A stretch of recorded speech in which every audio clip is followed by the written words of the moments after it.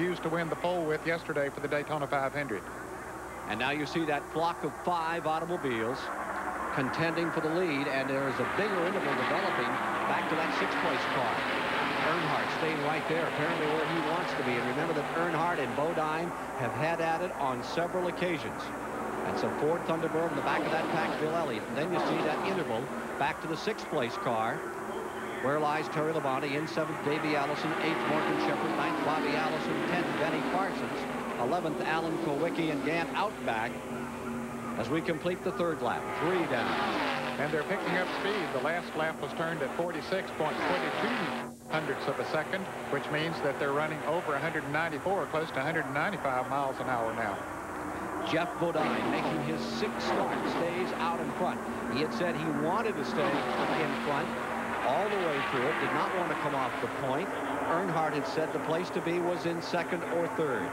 Checking a lap for you here as they come back through turns 3 and 4 on the east end through that 31-degree banking. That second group of cars is far enough away, they're going to have trouble catching up out here. They are, but they're working good together. They've gotten themselves in a line, and that's the best way to pick up speed. If you try to pull out and pass someone else, well, that's not the way to do it.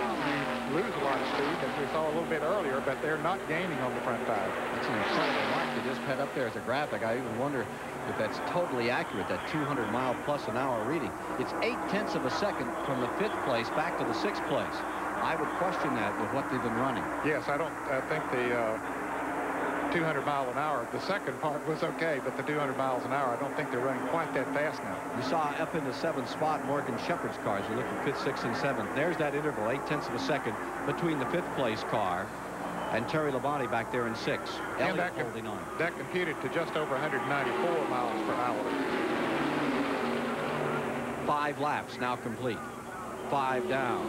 And you can give $5,000 bonus to Jeff Bodine. And it's interesting that Dale Earnhardt didn't even try to make a move to get that bonus. I think he's sitting where he wants to be to try to win the race. 6 straight years Bodine has been in this event, and finally after 2 4th places in 85 and 86 pulled himself up to 2nd last year in a dramatic battle to the finish in this event with Bill Elliott. He had spun out earlier in the race and managed to come back and finish in 2nd place, so he did make a very dramatic drive. Meanwhile, this is Dale Earnhardt making his 6th start, and that second group of cars is definitely closing up on the front 5. They are. They have moved in close enough now to pick up the draft, so we're going to have a 9-car draft instead of a 5-car. And that man back in the 9th position is Bobby Allison. Sandwiched in the middle of all of that is his 26-year-old son. And there you see Davey Allison, a leading contender, and he will be carrying one of the CBS onboard cameras live in our coverage starting at noon Eastern next Sunday of the Great American Race. Bill Elliott just made a great move moving around Kenny Schrader on the outside as they came off of turn 2. A very bold move.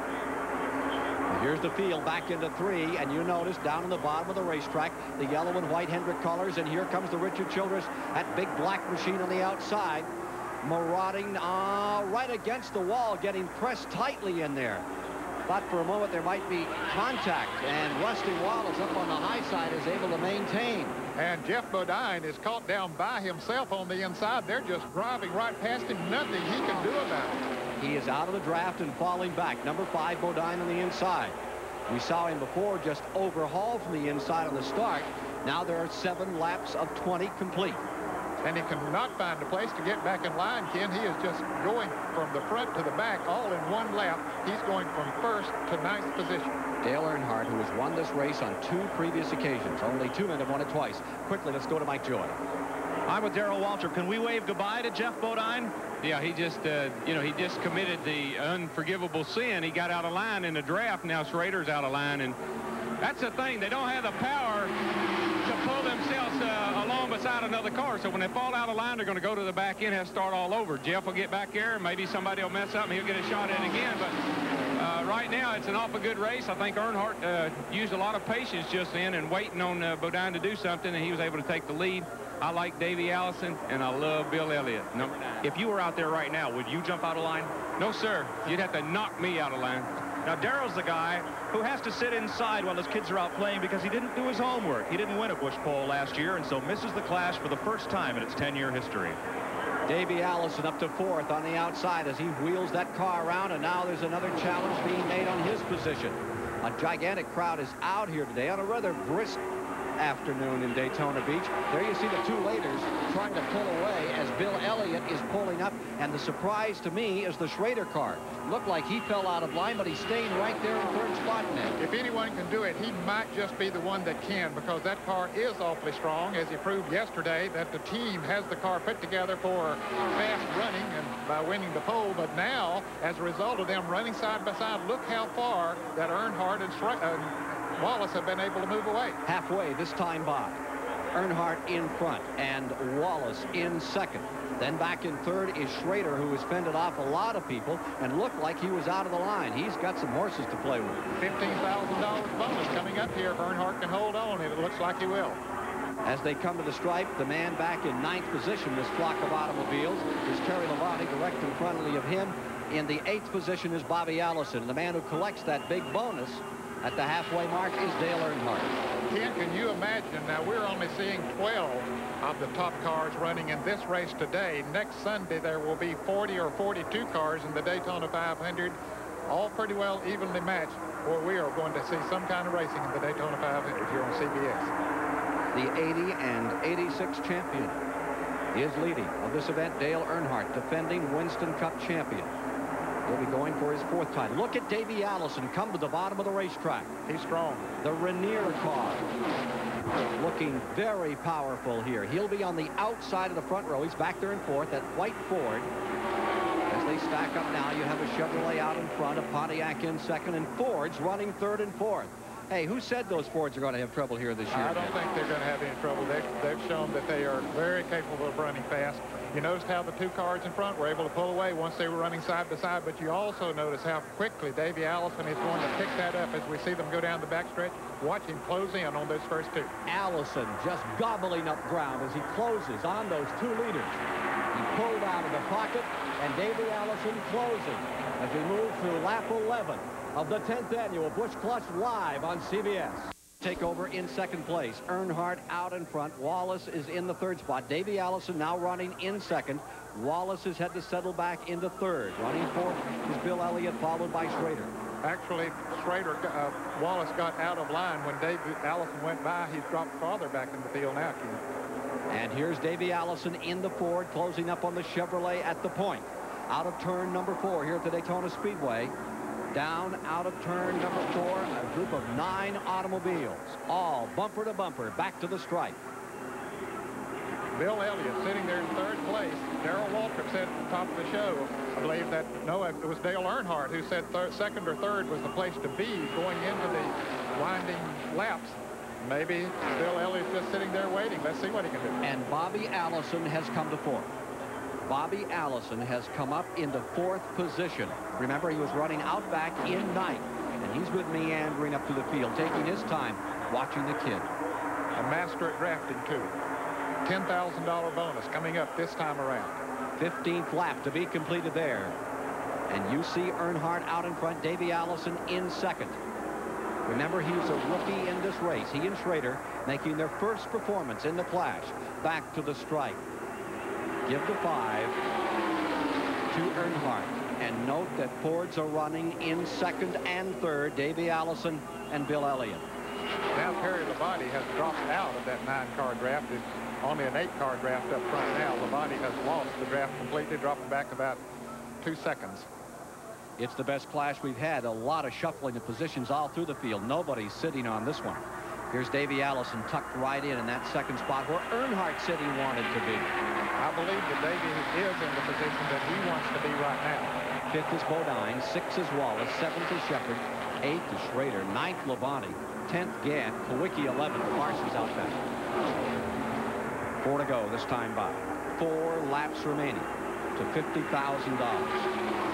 Earnhardt in that beautiful Chevrolet prepared by the Childress Racing Team stays up in front. Can he stay there? Ken, let's look at a couple of laps down the road. Bobby Allison sitting there in the 4th position. He's in great position to help his son. If he drafts up past or beside Bill Elliott, that's going to slow Elliott's effort. It's going to open it up so that Davey Allison would have a much better shot at Dale Earnhardt on the last lap. We'll see if that happens. 3 of these clashes have been settled by a last lap pass. See if it happens here. Earnhardt passed Waltrip in 80. Bonnet passing Waltrip in 83. And Bonnet beating Buddy Baker in 84. Back to the line. 3 laps to go. Now here's Bobby Allison making his move a little earlier than I thought he might. Bobby Allison up into 3rd spot. Davey Allison, his young son, right there in 2nd spot.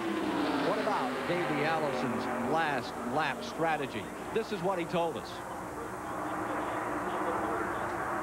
I think with this new restrictor rule, I'd like to be out front.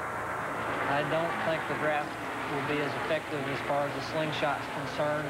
And I think evidence of that was from last year with the 390 carburetors. The slingshot effect just wasn't there. And I don't think it'll be there now either. It could be a battle of father and son to decide it all here this afternoon between Davey Allison and Bobby Allison. But Earnhardt is still on the point level. A lot to say about it. 2 laps to go. Here's Mike Joy.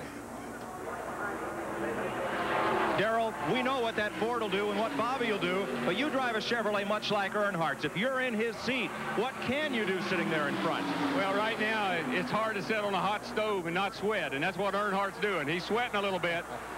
Right now, I think it hit the nail on the head when he said it's a father-son relationship, and Bobby Allison's going to help Davey win this race. Can Dale do anything to move Davey's car around in that draft and upset it a bit? Dale Earnhardt's awful tough. I give him credit for that. And if anybody can win this race, he can. He's out front, and he's going to be awful tough to get by. Who will win it? I'm going to say Earnhardt. We'll see. I think he'll do it. White flag, 1 to go.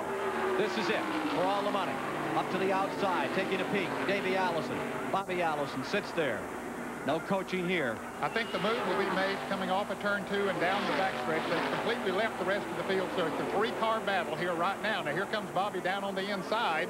Maybe he's going to go for the win, not take his son into consideration. Now he has moved out behind Davey and pushing him in there, and David now is going to make his move, but he can't. Can he do it, Ken? He can't get to the outside. He tries again. Bobby Allison in that Buick rides in 3rd.